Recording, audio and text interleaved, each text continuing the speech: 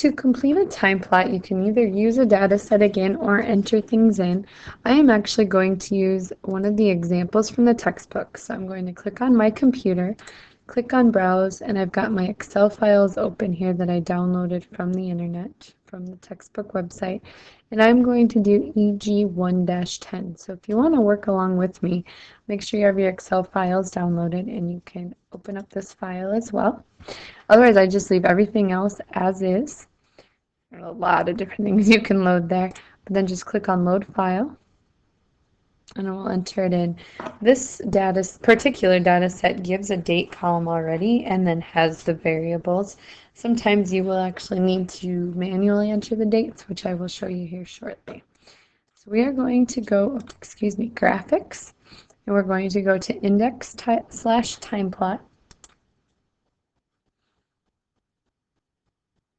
Give it a second here.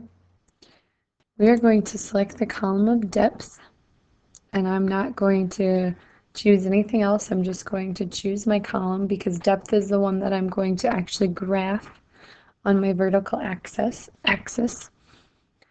I am actually going to use custom because I'm not going to start, the index would do 1, 2, 3, 4, 5, 6, or whatever. You would start at this number and go by increments of 1, 5, 10, whatever the case may be. If I did time, I would actually say, okay, I want to start in August on this month on this year, and I want to increase by this many month. Or you can change it to dates. The nice thing with this data set is our dates are already labeled, so I am going to use my date column as my x-axis. So 3 different options for your x-axis when you're in a time plot here. Again, everything else is default. I'm going to click next. I want to display the lines. I want to see how things change over time.